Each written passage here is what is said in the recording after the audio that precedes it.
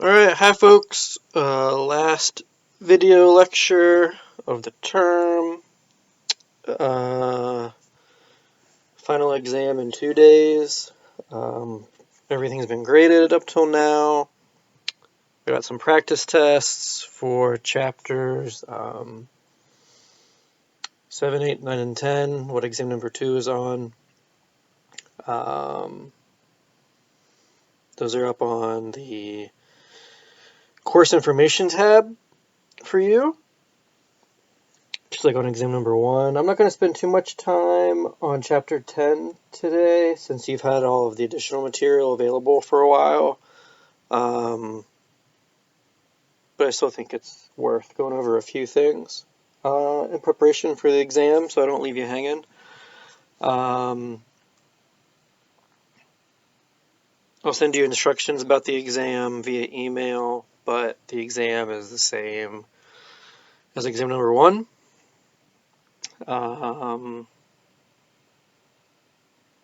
50 questions. Yeah, same thing. Then we're done. You should be able to figure out your grade easily in the grade center. If you have any questions about that, let me know. Obviously, remember the practice tests don't count. They get registered in the grade center, and there's no way for me to have them not appear in the grade center. But obviously, I don't calculate them into your final grade. Okay, so I'll probably try to spend about 20 minutes here in the family chapter. So family in sociology is what we think about as a unit of organization used to meet the needs of the members of that organization. And so we think it's in terms of taking responsibility for each other's needs. Obviously, in terms of family, we think about this as having a biological connection, obviously. And so this is a unit of organization or a collection of people who come into being because historically, man and a woman come together, have a child, or 8, or whatever, depending on, what period of history it might be. And then that pattern propagates itself over a few generations. Then we have a grandma, grandpa, maybe great-great-grandma, etc. And so we usually think about the family as having a biological connection, a legal connection. When we think of how marriage is codified in law, thinking back to when I talked to you about institutions. And then also about proximity. So we assume that, say, 2 parents live close to each other, obviously in the same house, but, oftentimes even if they get a divorce, they have to live in the same city or maybe zip code. But historically, my sister's family is like this. We think of a lot of people who are related. The family unit above that, grandparents, maybe great-grandparents, laterally, aunts and uncles and cousins, all kind of living in the same place. My sister lives in the same neighborhood and even on the same block with a lot of people who are related to each other. And they all help each other out, watch each other's kids, take each other to doctor's appointments, etc. So for those of you in this class who are from Buffalo, I'm not from Buffalo, but I've been here long enough now that it seems like, that's really true here, right? We have a lot of people who are local, stay local, come back, and they live in proximity to their families. And so we traditionally take what we call the nuclear family as our major kind of unit of analysis in sociology, but also other ways in society. Think of like how the census is taken. Think of how you fill out your tax forms. What else? Cell phone plans. So we don't think of nuclear family as just parents and children. And so what's interesting is how we take the nuclear family as our sense of normal, but how many families actually fit that definition? If there's divorce, if they're a same-sex family. So when we think nuclear family, we think heterosexual family, but now in 2019, we have all kinds of families that transcend sexual orientation. Adopted children,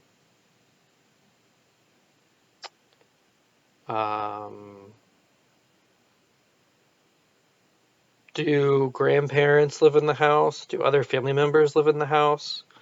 And so in many cases, when we think of the nuclear family as this ideal that probably only a small percentage of people actually now live up to.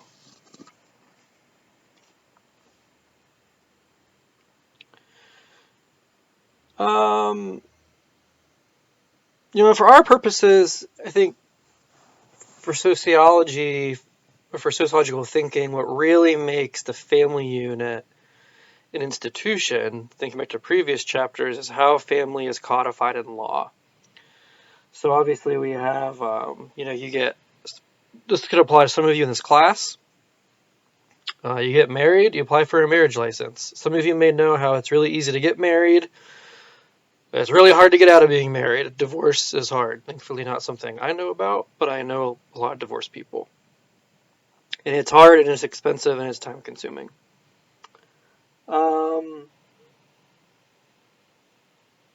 But being legally married changes your status in the eyes of the government. It changes your taxes. It can change your credit score. It can change how people view you. People often view your relationship as more legitimate if you're married compared to if you're not, even if you're still cohabitating in the same physical space, like an apartment or a house. So, for example, in 1996, President Clinton signed the Defense of Marriage Act, which specifically defined marriage as between a man and a woman. So this was really anti-same-sex marriage legislation, not necessarily pro-marriage between heterosexuals legislation. But in 2015, the definition of marriage expanded. So we have this institution that's now expanded to include new and different forms of marriage, namely marriages between two men and two women. Now that may even possibly include trans people, men who have transitioned to women, women who have transitioned to men, and to such a degree, notably surgically or medically through some other form of, say, like maybe hormone treatment, that on their census form, tax form of identification, they can check the sex box of the sex they have transitioned into, not what they were born as.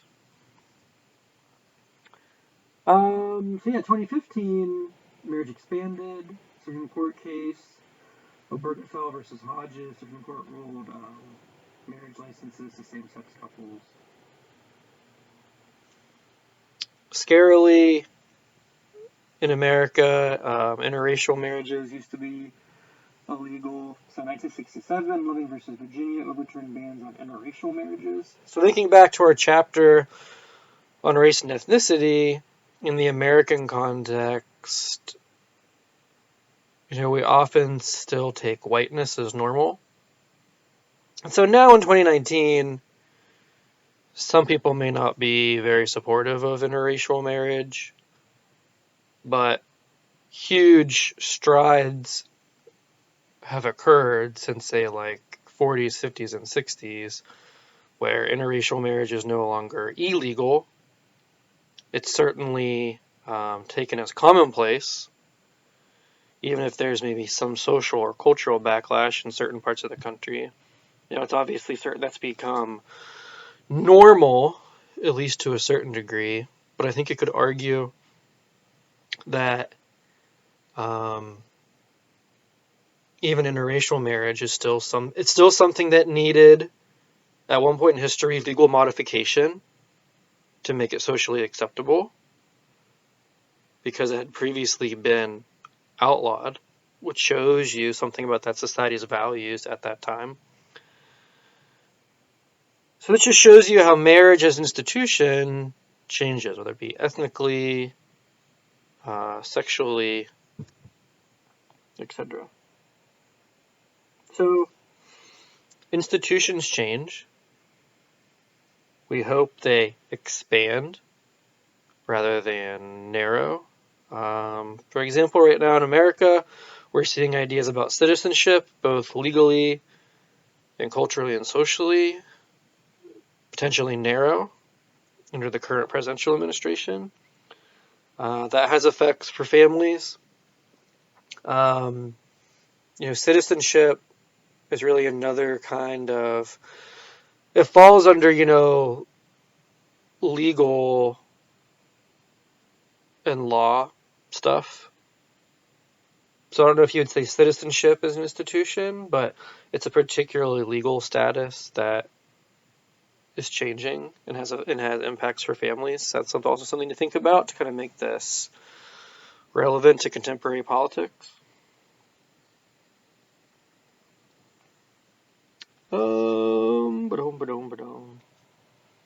All right, so for the sake of time, I'm gonna skip over the historical stuff.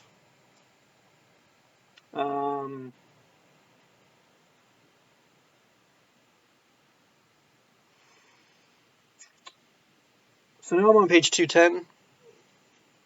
We want to think about kind of families in contemporary context. And so the 1960s and 70s were a major period of social upheaval in America, largely due to different types of civil rights movements. So for this chapter, we're thinking particularly in terms of women's or feminist movements. So this is the emergence of, say, the Equal Employment Opportunity Commission.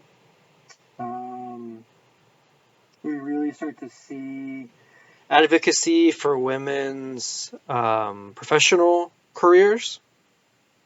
Things like equal wage laws, equal rights amendment. So it's really where kind of 60s and 70s we see the beginnings of what now in 2019 we take as kind of modern society as it pertains to family and gender. And so that's the beginnings of seeing two parents working, 1.5 or 2 income households. This is moving away from what we would call the family wage, which is a one person working and making enough money for a comfortable middle class lifestyle.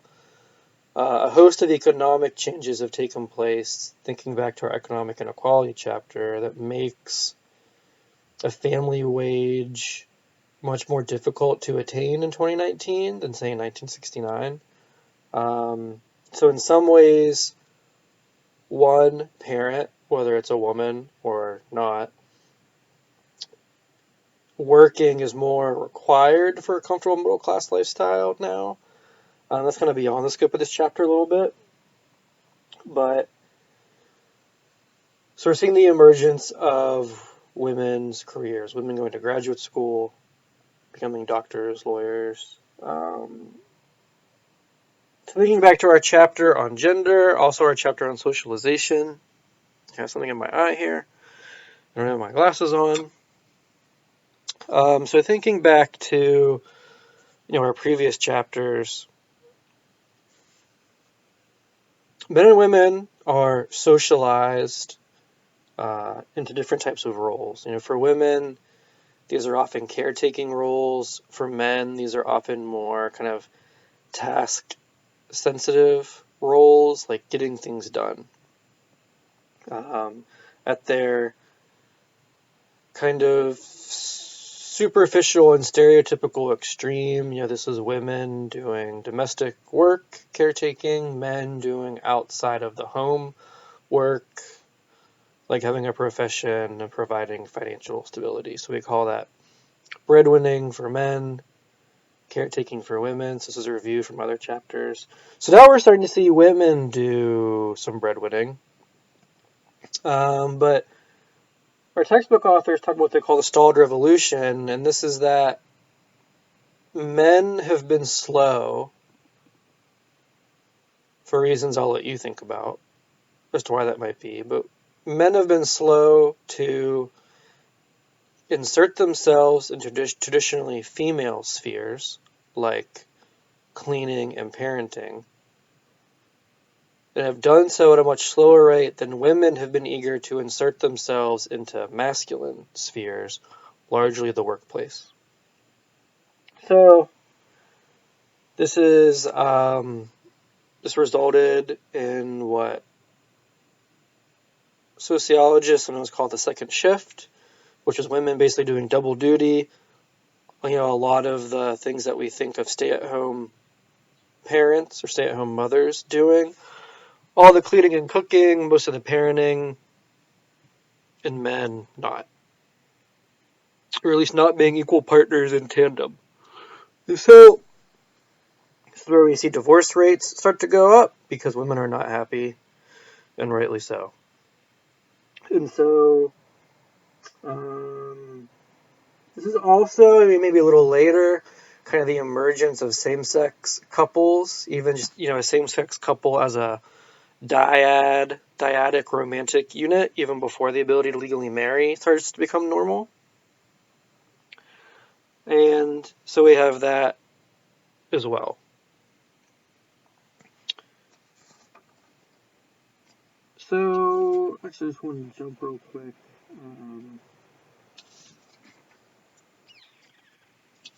There's something I wanted to focus on.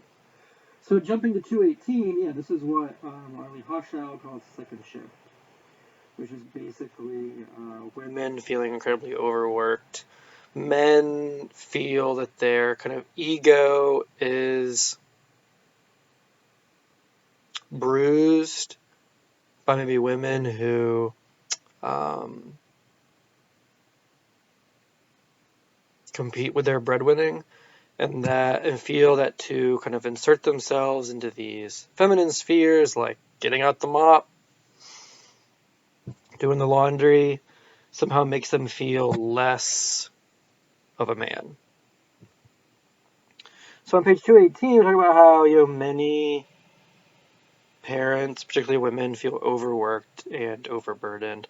Looking at 219, this is also partially because America's federally mandated family leave is non-existent, and that our family leave generally is pretty poor compared to most other industrial countries. And so as a result, a lot of this work ends up being kind of pushed on women. All right.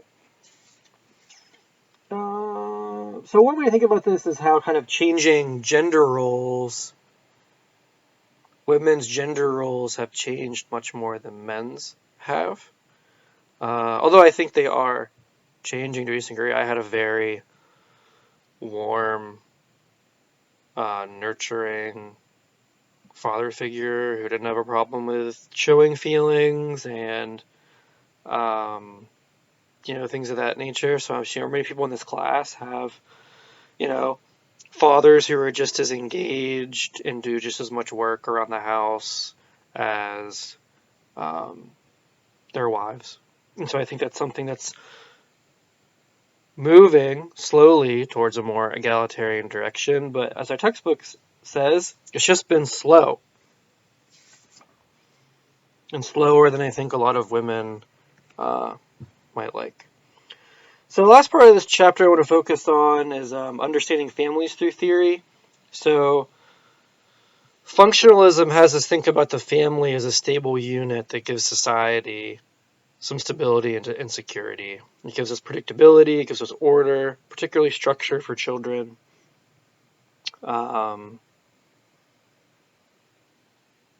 Traditional family unit is largely based around, as I mentioned earlier, kind of specific family roles.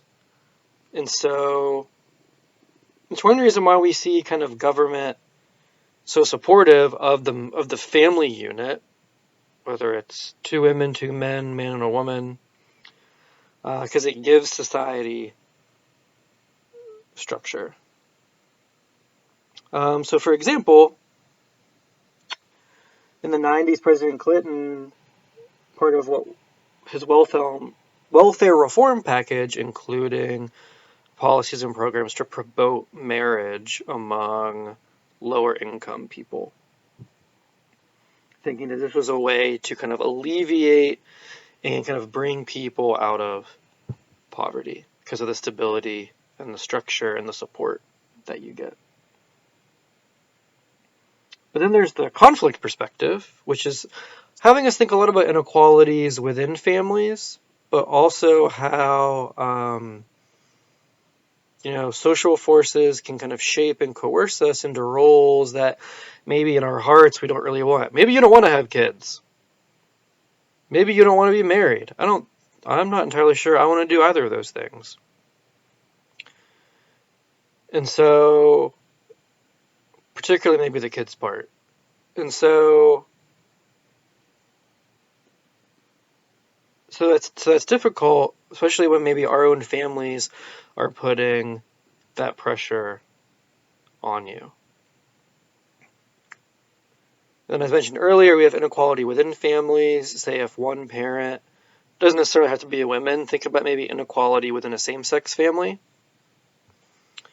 One person might be doing more than their fair share of the work. Cleaning, cooking, parenting, financial earning.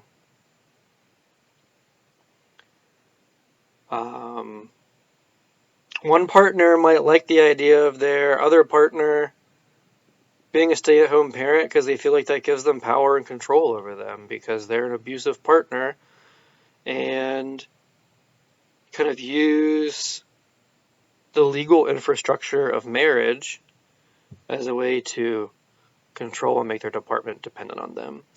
So the family unit gives us order, but it also potentially gives us some problems, as the conflict theory shows. So remember, these have been our dominant paradigms throughout this entire class. This is page 213.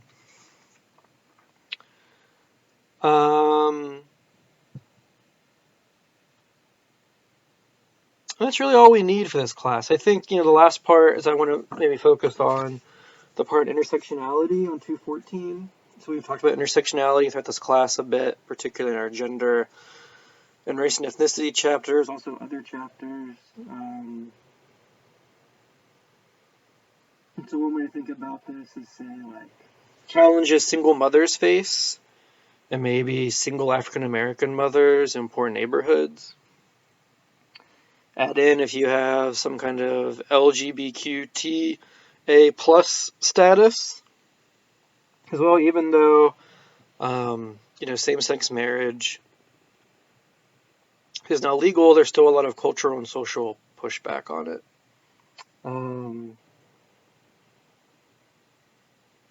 What else?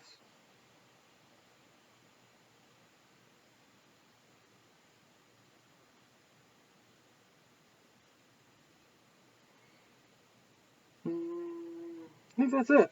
I think that's all I got. These are the kind of the most important things to think about for Chapter 10, our last chapter. It's been a fun class. Thank you for showing up, participating. Thank you for those of you who have done the eval. You have until the day of the final exam to do the eval for 2 points of extra credit on your exam if you want to do that. I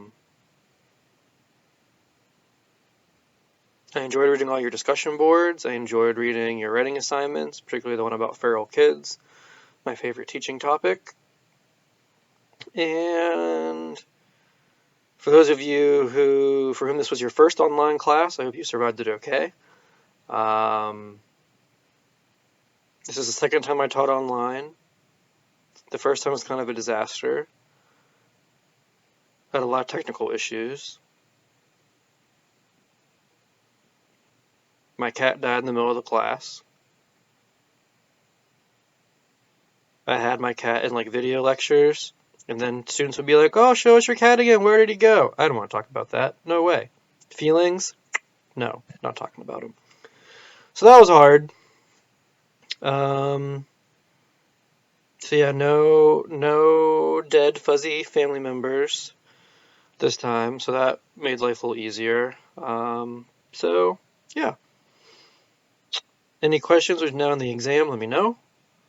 I'm teaching urban sociology in class this fall at UB. Tuesday, Thursday, 3:30 to 4:50. I think I recognized one or two names from this class on the class roster. Um,